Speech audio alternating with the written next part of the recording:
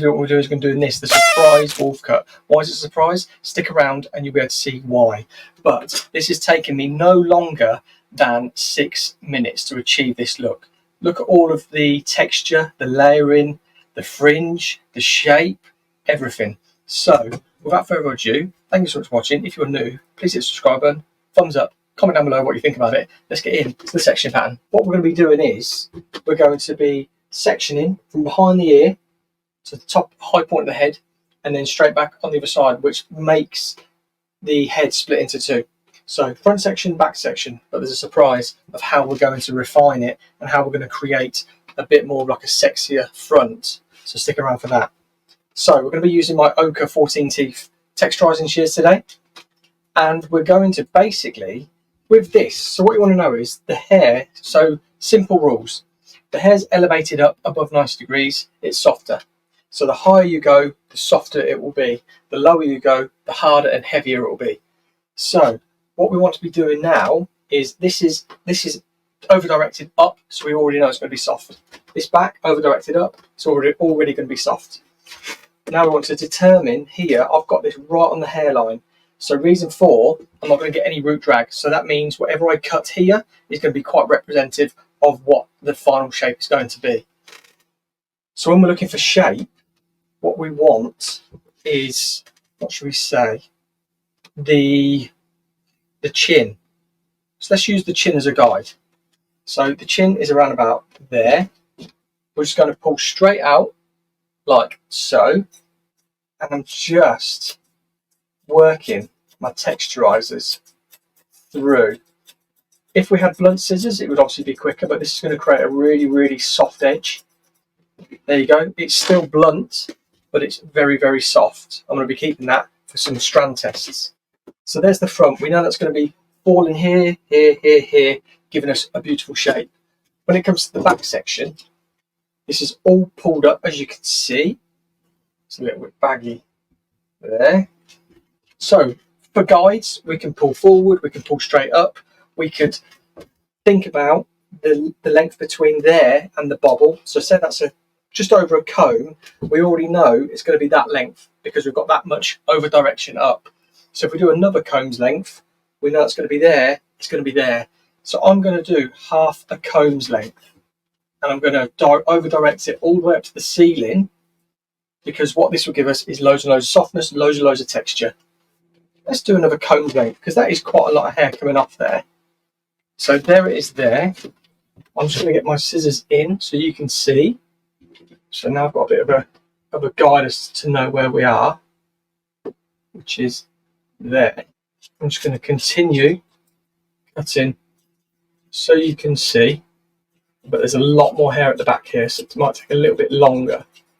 But we do want a blunt line because these scissors already create the softness. So we're just going to pull this out. There's some little stragglers you can see just there, but we have got a really nice straight line of a haircut. So let's just take those off, and we know this length now is going to be that length plus some. But because we've got up here, we've got layers from this point here to here. So these layers are going to fall around about here and then become really floaty from there, but maintaining quite a lot of heaviness on top because of how short we've gone. Remember, 3 section, 3 minute wolf cut. Did I say 3 sections? Let's find the other one. So pulling this one out, this back section, put my scissors down for now so you can see what we've got here.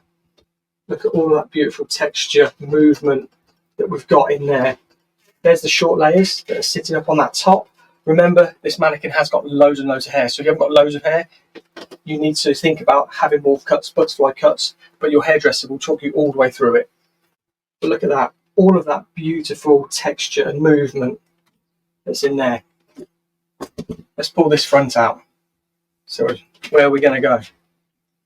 This is going to fall here, but we've got another ponytail. This is what's going to refine this fringe for us. So just with my comb, but you can see all of that shape already. Absolutely stunning. Look at it. Beautiful, beautiful shape there. Loads and loads of textures. Now we've got this. This is what everybody misses when it comes to this. So when it comes to going to a hairdresser's in the salon, this is what we prep for. This is what we plan for. We plan for refining. And this is why I love to do these haircuts, to show hairdressers that when we work on these types of things, we're going to over direct, we're going to pull forward, whatever degree cut we're going to do, it creates this sort of look. But we need to work on the sort of framing of the face. And how do we do that? Exactly the same way, over directing up to the middle, but on here I cut this way. On the fringe I'm going to be cutting vertical, which is going to create a bit more softness. We're going to elevate a little bit more, but we're going to go a hell of a lot shorter. So we're going to be looking at the sort of bridge of the nose, eyebrow level. And again, because this ponytail, you can see there, it's smack bang on the hairline, which means we're not going to have any room of root drag or anything like that.